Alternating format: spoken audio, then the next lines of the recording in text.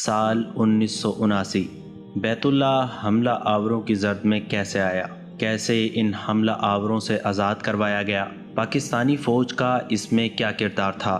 مکمل حقائق اس ویڈیو میں۔ ویڈیو شروع کرنے سے پہلے ہمارے چینل کو سبسکرائب ضرور کر لیں۔ حج ختم ہوئے ابھی صرف 20 دن ہی گزرے تھے۔ نئے اسلامی سال بلکہ نئے اسلامی صدی یعنی 1400 ہجری کا پہلا دن تھا۔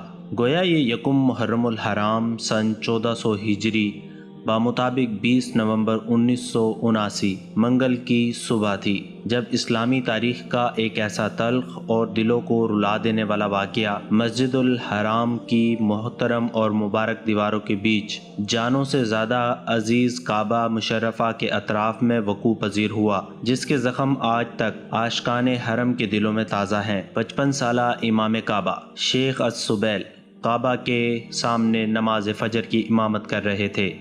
ان کے پیچھے 1 لاکھ لوگ نماز ادا کر رہے تھے۔ امام نے معمول کے مطابق نماز ادا کروائی۔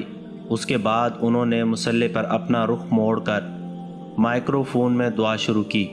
اس دوران انہوں نے دیکھا کہ مسجد کی پچھلی صفوں سے کچھ لوگ کندھوں پر تابوت اٹھائے آگے کی طرف بڑھ رہے ہیں۔ یہ کوئی غیر معمولی بات نہیں تھی۔ حج ابھی 20 دن پہلے ہی ختم ہوا تھا اور ابھی لاکھوں حاجی مکہ میں موجود تھے۔ ان میں سے جو بھی فوت ہو جائے اس کے لواحقین کی کوشش ہوتی تھی کہ نماز جنازہ مسجد الحرام میں امام کعبہ کی امامت میں ہی ادا ہو۔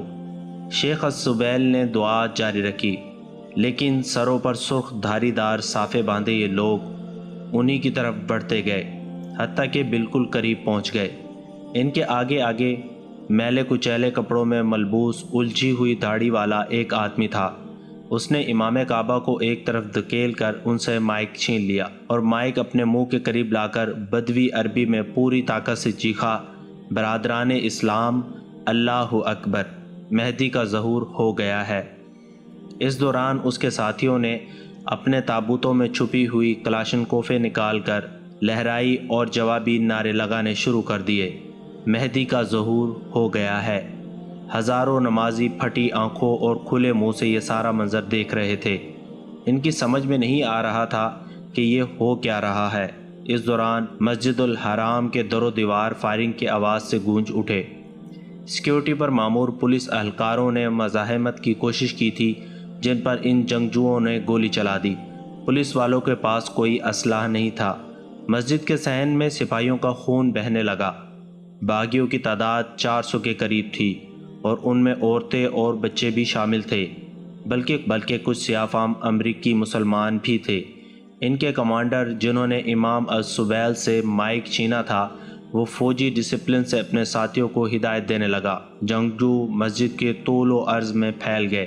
ان میں سے کچھ نے مسجد کے 292 فٹ اونچے میناروں پر چڑھ کر وہاں مشین گنیں نصب کر لی۔ دوسروں نے مسجد کی دوسری منزل پر کھڑکیوں کے آس پاس پوزیشنیں سنبھال لی۔ اس دوران سرغنہ نے نمازیوں کو حکم دیا کہ وہ صحن میں پڑے ہزاروں قالینوں کو گول تہہ کر کے دروازوں کے پیچھے لگا دیں تاکہ باہر سے کوئی بھی زبردستی اندر نہ آ سکے۔ ان 400 لوگوں کی کمانڈ 43 سالہ جہمان بن سیف کے پاس تھی۔ جہمان نیم فوجی ادارے نیشنل گارڈ میں 18 سال تک ملازم رہا تھا۔ مکہ کے باسیوں کو پہلے تو سمجھ ہی نہیں آئی کہ خانہ کعبہ میں ہوا کیا ہے۔ پہلے تو فائرنگ کی آوازیں آئی، پھر لاؤڈ سپیکر سے عجیب و غریب بیانات سامنے آنے لگے۔ پولیس کے موقع پر پہنچتے پہنچتے سورج طلوع ہو گیا تھا۔ 100 کے قریب سیکیورٹی اہلکاروں نے مسجد کی طرف بڑھنے کی کوشش کی، لیکن میناروں پر بیٹھے جنگجوؤں نے انہیں لمحوں کے اندر گولیوں سے اڑا دیا۔ دن نکلتا جا رہا تھا۔ اس واقعے کی سنگینی کھل کر سامنے آ رہی تھی اور ساتھ ہی دھاگے الجھتے جا رہے تھے۔ ایک تو یہ معلوم نہیں تھا کہ باغیوں کی کل تعداد کتنی ہے اور ان کے پاس کس قسم کا اسلحہ ہے، خوراک کتنی ہے، اور یہ کہ مسجد میں کتنے یرغمالی موجود ہیں۔ دوسرا بڑا مسئلہ یہ تھا کہ ان لوگوں سے خانہ کعبہ خالی کروانا آسان نہیں تھا، کیونکہ اس مقصد کے لیے وہاں مسلح کارروائی کرنا پڑتی، جو کہ کوئی معمولی بات نہیں تھی۔ وہاں پودا تک اکھاڑنے کی اجازت نہیں ہے۔ سعودی فوجی پریشان تھے۔ اگر وہ کعبہ پر قبضہ کرنے والوں سے لڑتے ہوئے مارے گئے تو اس کے بدلے انہیں جنت ملے گی یا کعبے کا تقدس پامال کرنے کے عوض جہنم۔ آخر علماء کمیٹی کے فتویٰ آنے کے بعد کارروائی شروع کی گئی۔ تینوں جانب سے حملہ کیا گیا۔ لیکن حملہ آوروں نے تینوں جانب سے حملہ کیا گیا، لیکن حملہ آوروں کی پوزیشن کی وجہ سے ناکامی کا سامنا کرنا پڑا۔ دوسری کوشش میں ہیلی کاپٹر کے ذریعے فوجی اتارنے کی کوشش کی گئی، لیکن حملہ آوروں کی جانب سے فوجی چھت پر اترنے سے پہلے ہی ہوا میں گولیوں کا نشانہ بن گئے۔ ادھر جہمان اور اس کے ساتھیوں کی جانب سے مسجد کے لاؤڈ سپیکروں سے تقریروں کا سلسلہ جاری تھا۔ اب انہوں نے اپنے مطالبات پیش کرنا شروع کر دیے تھے، جن کا لب لباب یہ تھا کہ مغربی ملکوں سے رابطے توڑ دیے جائیں، حکومت کا تختہ الٹ دیا جائے، امریکہ کو تیل کی فراہمی روک دی جائے اور تمام غیر ملکیوں کو ملک سے نکال دیا جائے۔ ادھر فوجی دماغ سر جوڑے بیٹھے تھے کہ باغیوں سے خانہ کعبہ کو کیسے آزاد کروایا جائے۔ اسی دوران کسی کو بن لادن گروپ کا خیال آیا۔ یہ تعمیراتی گروپ چونکہ مسجد کی توسیع کا کام کر رہا تھا، اس لیے ان کے پاس تفصیلی نقشے موجود تھے۔ اسامہ بن لادن کے بڑے بھائی سالم بن لادن نے مسجد کے بارے میں معلومات فراہم کرنے میں اہم کردار ادا کیا۔ اب معاملے کی سنگینی کھل کر سامنے آئی۔ مسجد الحرام کے اندر طویل راہداریوں، صحنوں، تہہ خانوں اور سرنگوں کا جال بچھا ہوا تھا، اس لیے براہ راست کارروائی ہزاروں لوگوں کے نقصان کا اندیشہ تھا اور کامیابی پھر بھی مشکل دکھائی دیتی تھی۔ پاکستان میں جب یہ خبر پہنچی تو لوگوں پر سکتہ طاری ہو گیا۔ پہل تو کسی کو یقین ہی نہیں آیا کہ خانہ کعبہ پر بھی کوئی قابض ہو سکتا ہے۔ پھر جب خبریں تسلسل سے آنے لگی تو بے یقینی کی جگہ غم اور پھر غم کی جگہ غصے نے لے لی۔ شروع میں تو یہ افواہیں بھی آئیں کہ شاید اس حملے میں ایران کا ہاتھ ہے، لیکن ایران نے اس کا الزام امریکہ پر لگایا۔ ملک بھر میں اس واقعے کے خلاف ہڑتال کی گئی اور جلوس نکالے گئے۔ اسلام آباد میں امریکی سفارت خانے پر سینکڑوں مظاہرین نے دھاوا بول دیا اور عمارت کے بڑے حصے کو آگ لگا دی۔ کسی نے منصوبہ پیش کیا کہ سرنگوں میں پانی چھوڑ دیا جائے اور پھر اس پانی میں بجلی چھوڑ دی جائے۔ دلچسپ بات یہ ہے کہ پاکستان میں بہت سے لوگ سمجھتے ہیں کہ اس منصوبے پر عمل ہوا تھا اور اس طریقے سے باغیوں پر قبضہ پایا گیا تھا، لیکن حقیقت یہ ہے کہ یہ پلان رد ہو گیا تھا، کیونکہ ایک تو مکہ میں اتنا پانی ہی نہیں تھا کہ دنیا کی سب سے بڑی مسجد کو بھر سکے، جس کے وسیع و عریض رقبے کے علاوہ وہاں سرنگیں بھی بڑی تعداد میں تھی۔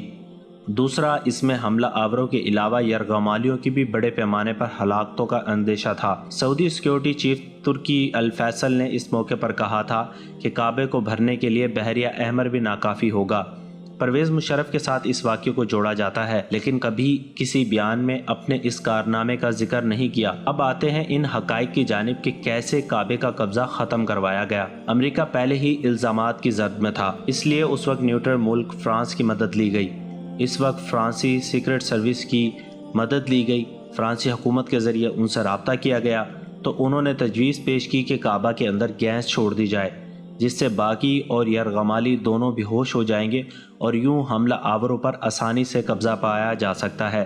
اس مقصد کی خاطر فرانسی خفیہ ادارے GIGN کے 3 کمانڈوز کو ہنگامی بنیادوں پر سعودی عرب روانہ کیا گیا، لیکن یہاں ایک مسئلہ درپیش تھا کہ سعودی قانون کی روح سے حجاز کی حدود میں کوئی غیر مسلم داخل نہیں ہو سکتا۔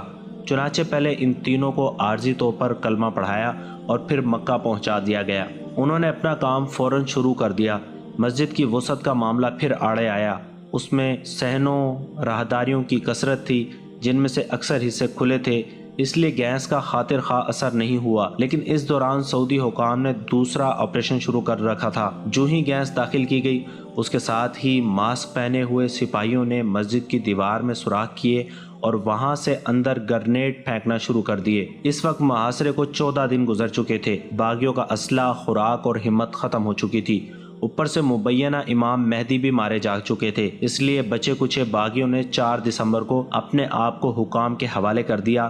ان میں جہمان ان کا کمانڈر بھی شامل تھا اور اگلے چند دنوں میں جہمان کو ان کے 62 ساتھیوں سمیت سر عام سزائے موت دے دی گئی اور یوں اس واقعے کا خاتمہ ہوا۔